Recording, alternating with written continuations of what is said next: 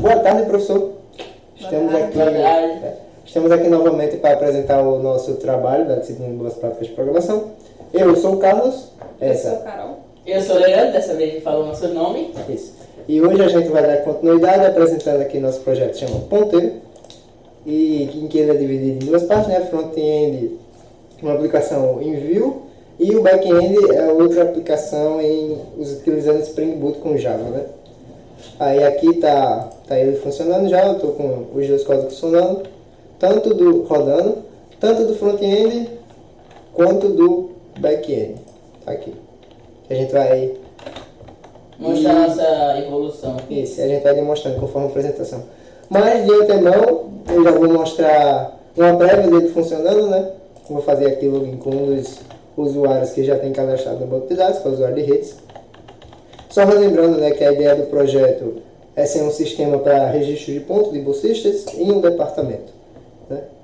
Para a gente utilizar ele principalmente aqui na UFRN, no departamento de Informática e Matemática Aplicada, que é o DIMAP, onde estamos.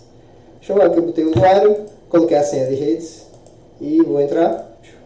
Quando aí a gente tem aquela distinção entre o usuário administrador e o usuário bolsista. Quando o usuário administrador loga, ele já se depara com a tela que exibe todos os registros de ponto dos bolsistas cadastrados, né? Que é essa tela principal aqui. E a outra funcionalidade do administrador é de cadastrar os usuários. E todos os nossos últimos pontos são pelo mesmo user, porque a gente só populou pouco esse banco de dados, por isso que é só o mesmo user. Exato. Mas a gente marcou vários para a gente ter aqui a possibilidade de ver que de fato aparece. E já é uma evolução, se eu comparar com o último vídeo, a gente só mostrou mais a parte do bolsista, e nesse a gente já está trazendo a evolução já com o administrador e suas funções. Isso. E se eu clicar aqui em adicionar usuário, ele vem para essa outra interface de cadastro, que eu digito o nome do usuário, que está aqui para ver Carlos, o nome não, o username, né? Depois o nome dele, Carlos Paes, um e-mail, deixa eu pegar aqui qualquer e-mail, carlos@gmail.com, e uma senha qualquer, vou botar aqui só um dos três que eu tenho que ser de exemplo. Nesse selection aqui embaixo, eu seleciono o tipo do usuário, a role dele, se vai ser um bolsista ou um administrador, e mando cadastrar. No caso, eu vou cadastrar um bolsista, clico aqui em cadastrar, e dá a nossa mensagem de sucesso. Show? Aí vamos partir agora para a parte de testes, né? Aí agora, professor, a gente vai mostrar os nossos testes unitários, como o senhor pediu, são 10 testes unitários. Eles estão seguindo o padrão AAA, que é Arrange, Act, Assert, que é tipo você organizar, aí depois você atuar e depois você verificar. Aí basicamente os testes que a gente fez são focados em testar os endpoints de cada rota da nossa aplicação, ou seja, nós temos o primeiro teste que o objetivo dele é validar um login, onde a gente tem um usuário temporário e testa se o endpoint da rota de login está funcionando, um teste simples, como o senhor pode ver. Temos um teste que o objetivo é o login falhar, ou seja, um usuário que não existe, que também é um simples. Temos um teste de cadastro de usuário, que só pode ser feito com um administrador, que você cria um novo usuário e chama a rota. Temos um teste da entrada, que é para registrar o ponto. Temos o teste da saída, que também é a mesma coisa. Temos um teste da saída com um ponto aberto, que é para testar se nossa validação está funcionando. Temos um teste do administrador, que é para mudar a senha. E temos um teste... Ali é sem permissão e esse é com permissão. Sim, aqui quando o usuário não tem permissão para trocar a senha, e no outro quando o usuário tem a permissão de trocar a senha. São dois cenários diferentes para a gente testar como é que... Os branches diferentes, né? Como o senhor falou. Se está funcionando. O próximo é esse aqui. Mudar dados, né? Exatamente. De atualizar os dados de um bolsista. Isso, como um admin, ou seja, tem que dar certo. Funcionar. E aí é para... E basicamente nessa parte de baixo só temos só nosso bolsista e nosso admin temporário, que vai servir como os candidatos a testes. Ok, agora mais para essa parte de depuração, né, o nosso debugging, a gente tem o nosso markdown de debugging.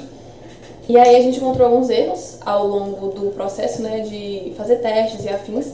E alguns deles foram, de fato, reportados por testes manuais, que a gente fez na mão, assim, testando. E alguns foram reportados por testes automáticos, né, dos que a gente fez.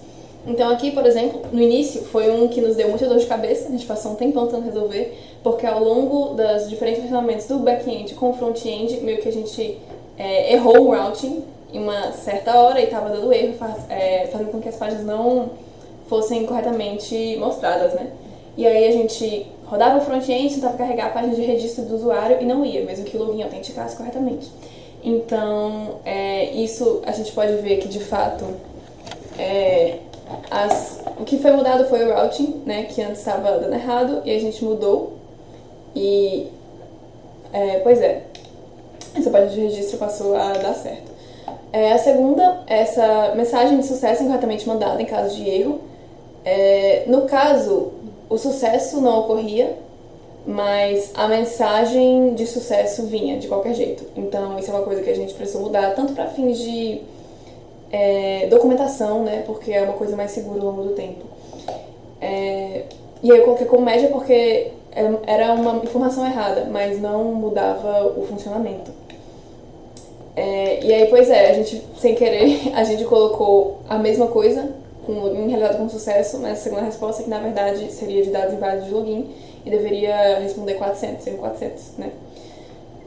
E por último, o último erro que a gente colocou aqui foi de... Eita, eu tenho o nome errado, perdão. Ah, tá. A gente vai ter que mudar isso. A gente fez tudo e esqueceu de mudar o nome. Mas no caso foi só essa parte, porque a gente estava checando antes pra gente ver se a gente podia fechar um ponto. A gente estava vendo se esse ponto existente estava vazio. Mas aí a gente não cobria todas as possibilidades, né? Então a gente substituiu por esse ponto aberto não estar presente ou por ele estar presente e estar vazio. Aqui tem uma negação, então fica meio que demorgam. Mas enfim, é isso que a gente quis dizer. E, em geral, esses foram as refaturações não. As depurações que a gente fez, né, foram feitas, alguns com testes automáticos, outros com testes manuais, mas foram todas feitas ao longo desse processo nosso. Essa parte é a parte de performance, né, que a gente fez, que é mais para essa área de otimização, certo?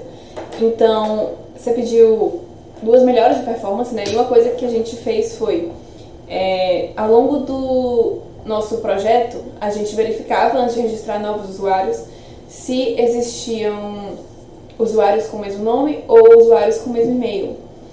E isso a gente fazia sob um repositório de maneira linear, né? Como você pode ver aí. Isso. A gente tinha uma função chamada getUserByEmail, que retornava um user recebendo um string de e-mail, né? Pegava do repositório todos os usuários, depois percorria linearmente essa lista de usuários em busca daquele, né, que tinha o e-mail correspondente com o que a gente passou. Ou então, se ele não encontrasse nenhum, ele retornava um objeto null em Java. Isso. E aí, a nossa solução foi, ao invés de continuar fazendo isso manualmente, a gente decidiu fazer uma extensão do JPA, ao invés de fazer de fato essa busca manual, né? E assim a gente tem acesso direto aos dados e a gente diminui a quantidade de operações necessárias a cada consulta por causa disso. Além disso, o MySQL organiza os dados de maneiras diferentes, então no fim das contas fica uma complexidade assintótica melhor de log de N, como ele organiza entre palavras. Isso. E aí esse foi o código corrigido. E aí a gente usou o System Nanotime do Java, né, pra gente medir isso, e a gente viu uma grande melhora no tempo, quase um pouquinho mais de 90%, e a complexidade também melhorou, né. E aí os trade-offs, a gente pode ver uma busca muito mais rápida, né, mas a gente perde um pouco do controle porque a gente meio que subsidia isso a uma tecnologia que a gente não tem necessariamente acesso, mas que é uma tecnologia muito otimizada. Isso. Pois é. E foi muito similar esse segundo, né? Porque como eram funções que tinham o mesmo comportamento, digamos assim, né? Que era capturar os usuários do banco de dados e verificar alguma propriedade deles. Isso. A gente tem essa segunda função, que era pegar o usuário pelo username, que é fazer as mesmas operações, só que com um parâmetro diferente. E aí a gente sabe que com uma quantidade muito grande de usuários, isso daria um problema. Porque, enfim, a gente teria que percorrer linearmente e é muito menos otimizado do que a gente percorrer uma árvore, digamos assim, que seria um tempo log de N. Exatamente. E aí, pois é, como é similar, os sites acabaram iguais, né? E os trade-offs também. Agora a gente vai falar, pessoas, sobre a nossa qualidade. A nossa análise de qualidade, comparar o projeto inicialmente com a versão final. Em primeira análise, a gente tinha uma cobertura de linhas muito baixa, 20%, cobertura de pente 15% e linhas não cobertas 965. Aí, após a nossa aplicação de boas práticas, ao decorrer da disciplina, a gente conseguiu evoluir e conseguimos aumentar bastante. A gente utilizou uma ferramenta do SPIN que faz essa análise pra gente, que é o Jacoco Maven Plugin, que basicamente a gente roda ele com Maven e ele meio que gera esse relatório, que tem um HTML, se capaz de você puder mostrar rapidamente, só para o professor ver. Deixa eu dar uma olhadinha, tá em Target, né? Sim. Tá aqui, só pra... Jacoco... Não, mais embaixo. Insight. Sim, site. Tá ali, o HTML. É meio complicado de ver, pronto. Ele faz o processo todo automático dessa análise de código. Só apertar aqui. Ele faz o processo todo automático, aí ele gera essas porcentagens. Ele, por exemplo, na classe controle a gente teve uma evolução de 67%, no classe Security 74%, na GTU 58%, mas é mais uma classe mais de saída, então é esperado ser baixo. Igualzinho o Service, é uma classe que tem pouca coisa. A partir disso, a gente foi e elaborou o nosso relatório com o seu postamento. A gente só filtrou, né, e resumiu parte do que está Isso. descrito aqui na aí, saída do Jacoco. Além disso, nessa parte final, a gente tem análise de memória, já que a gente não usou o C ou C++, né, como o senhor pediu pra gente. No caso, focar em utilizar estruturas de memória, estruturas de dados boas, certo? Que não boas, mas tipo otimizadas. E esse foi o nosso objetivo ao longo do projeto, né? A gente está sempre usando maneiras otimizadas de realizar o que a gente está tentando realizar. Aí, para finalizar, pessoal, a gente vai falar basicamente as lições aprendidas que a gente aprendeu durante o desenvolvimento desse projeto. O que funcionou bem foi a adição dos testes, que cobriu grande parte da qualidade de linhas, bench, e foi essencial para a identificação de bugs reversos ao longo do código. Como a gente viu na parte de debugging, né, os testes automáticos de fato foram úteis para a gente conseguir identificar isso, né? E na parte de desafios enfrentados, algumas ferramentas que a gente usou tiveram meio que uma curva de aprendizado para a gente entender de fato como é que a gente vai estar fazendo esses testes, né?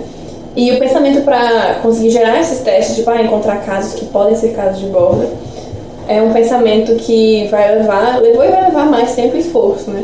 Isso. E para a parte de melhorias futuras, a gente pretende também incluir novas produções de testes, tanto testes unitários, tanto testes de integração, né, dentro do código, tanto para garantir a segurança e a eficiência da aplicação, quanto para eventuais bugs, né, que venham a ocorrer conforme o desenvolvimento, conforme a atualização, a adição de novas features dentro do projeto. E basicamente foi isso. É isso, professor. Obrigada. Até uma próxima vez. Valeu!